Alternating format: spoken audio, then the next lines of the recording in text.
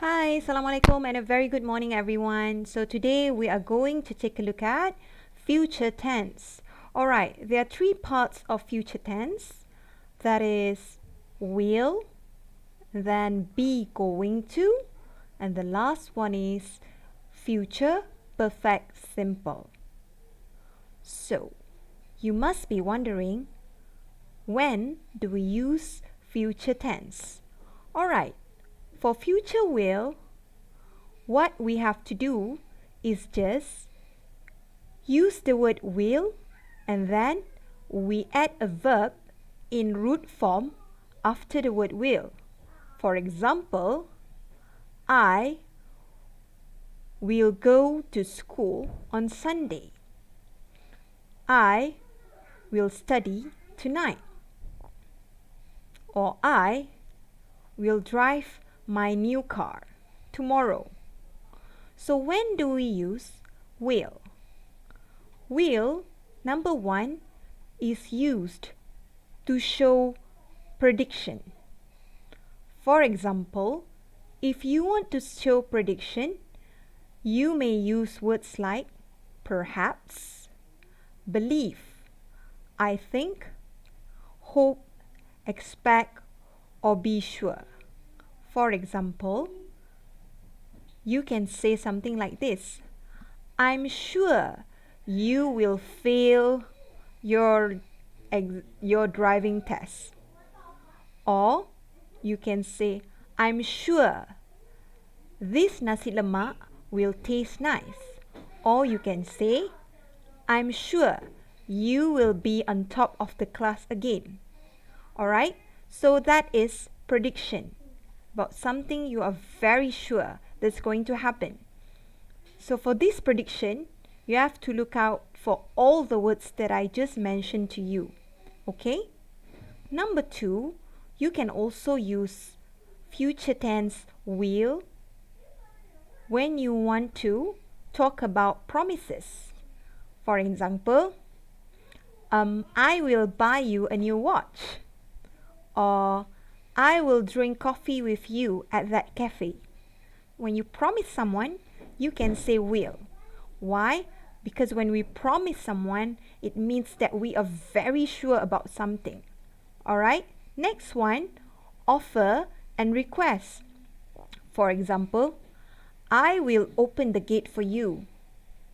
Will you help me with my assignments?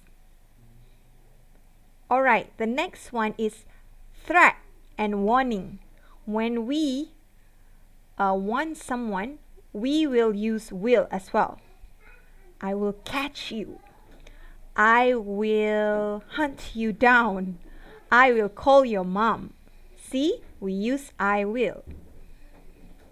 Or the last one is on the spot decision. For example, if you go to Billion, not Billion, maybe Billion, you go to a shop there and then you saw a nice casing for your mobile phone, you will make on the spot decision. You will say something like this: I will buy that casing. Alright, so that's when you use I will. But the bottom line is, when you want to use future will, it's usually something that you are very sure will happen.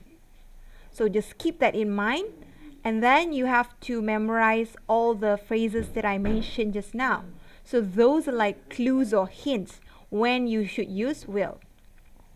Now, we've come to the second part. The second one is be going to. For example, we will use be going to like this: I'm going to go to your house.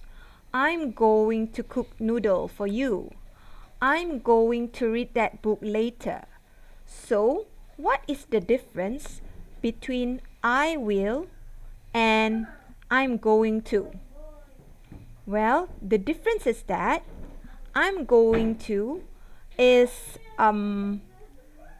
less promising as compared to I will, because we use be going to for future plans, prediction based on evidence.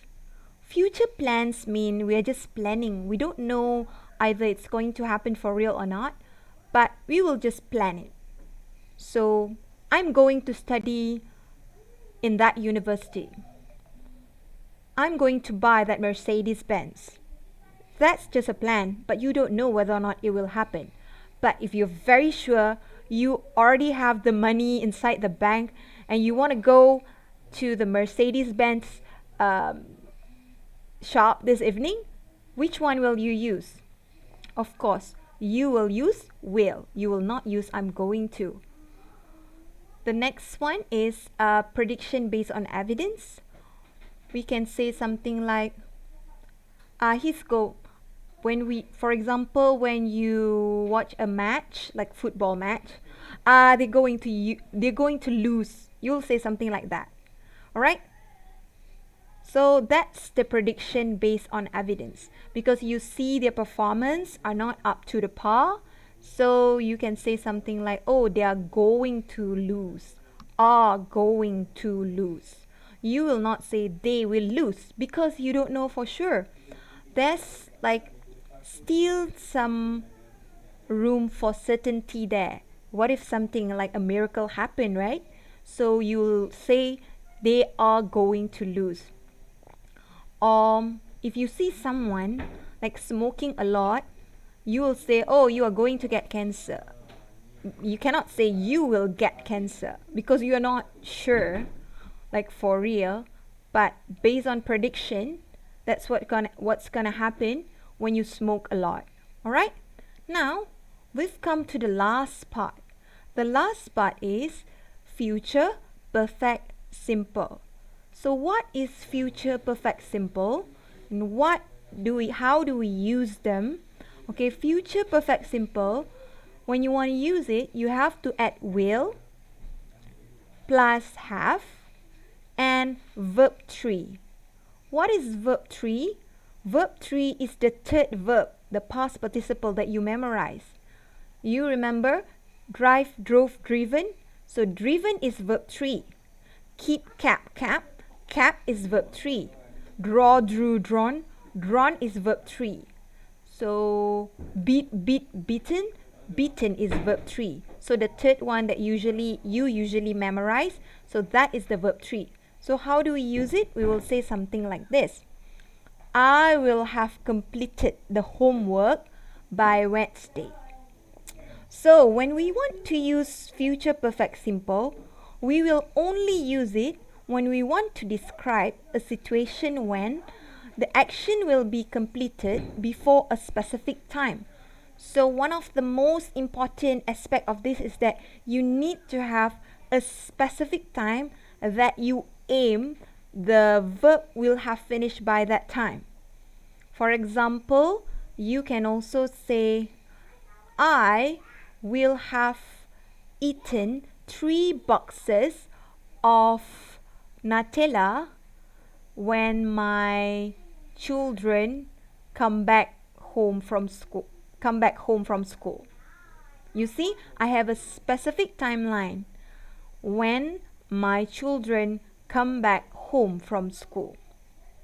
Okay, I don't want to use I, no, like Ying and also Shawal. Ying and Shawal will have finished all their homework by the time the school starts again. So you see, will have finished. So we expect the action to be completed. To will have happened. So that's when we use future perfect simple. So I already explained to you the use of will, be going to, and future perfect simple. So for further information, you can check out page 162 in your textbook. And if you have any question about this, you can just WhatsApp me or maybe email me. I think the easiest would be for you to WhatsApp me if you don't understand anything about this topic. Alright, don't forget to do your homework. Bye.